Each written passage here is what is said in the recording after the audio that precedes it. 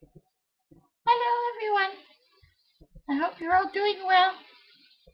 Um, it's Remembrance Day here today in Canada, and what people do on Remembrance Day is buy poppy. You put in a tin, dollar or $5, whatever you have, and you buy a poppy.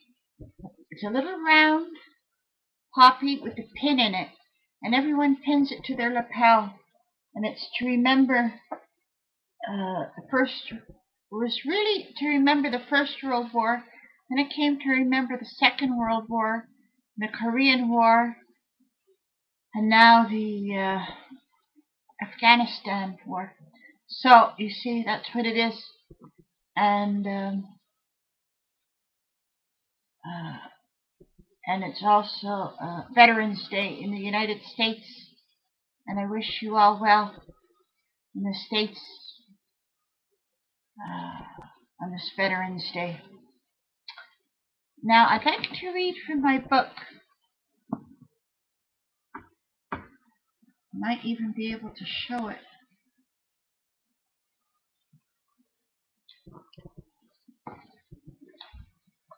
Amazing Grace. Grace fills empty spaces, but it can only enter where there is a void to receive it, and it is grace itself which makes this void. Simone Weil. Grace is direct divine intervention on our behalf that circumvents the laws of nature, time, space, cause and effect, the availability of parking for our highest good. Theologians tell us that grace is an unmerited demonstration of God's love, proof that we're not in this alone. Considering that most of us operate under the assumption that daily life is a one-woman battleground, it's no wonder we're amazed when, out of the blue, a force suddenly seems to be with us. Grace is the force, a spiritual energy field that protects and assists. Grace is Spirit's test flight. We seem to glide through the moment. We encounter the day without friction. We experience real life. We access grace like every other spiritual tool, by asking for it specifically and regularly. In the morning you brush your teeth, put on the kettle or the coffee maker. Now that you're awake, gratefully and expectantly ask for one day's portion of grace. The kids eat their breakfast, get dressed without fuss, and are out the door on time. The bus driver waits for you. The day unfolds in blissful uneventfulness. Someone asks if you've lost weight. You realize you're smiling at 4 o'clock in the afternoon. You think, maybe there's something to this. The next day you ask for grace. Eventually you get to the point where asking for grace is as natural and as necessary as breathing.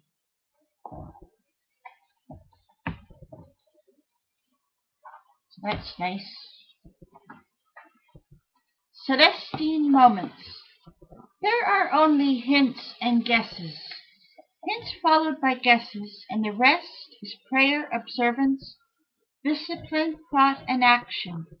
T.S. Eliot.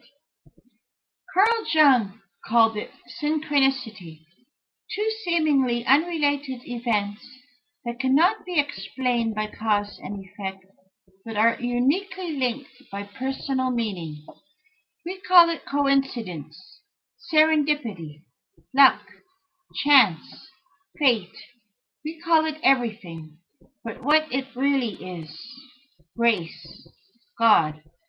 When chance events occur at just the right moment and bring forth just the right individuals to suddenly send our lives in a new and important direction, James Redfield tells us in the Celestine Prophecy, we're meant to intuit higher meanings in these mysterious happenings.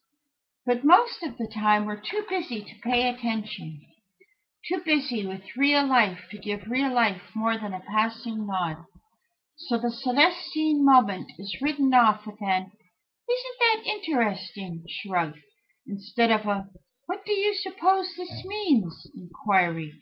And instead of waiting for Spirit's reply, we're off again in 1,000 directions. Artists depend on the higher harmonic of synchronicity, and because they expect it, they receive it. Today, begin an experiment in enlightenment. For 1 week, operate on the assumption that nothing that happens in your daily round is accidental. Cast a wider net. Pay close attention to your dreams. Follow your urges. Honor your hunches. Use intuition as a spiritual tool it is. Consider what movies you're interested in seeing. Really listen to the lyrics of songs. If someone suggests something new for you to do, try it. If a lecture or workshop sounds interesting, go to it. Notice what books you're drawn to. Strike up conversations with strangers who sit next to you, or someone interesting looking who makes eye contact. Be receptive and alert. See how many Celestine moments you can accumulate in the course of a day. The more open you are to synchronicity's role in your life, the more magnetic you become to divine assistance. So that's the book. Now, there's not too much else new here. I'm going shopping to New York, not New York City, but New York outlying areas next week. Me and my sister. And that's it. That's about all that's new. There's not too much else new. So have a good day, everyone. Take care.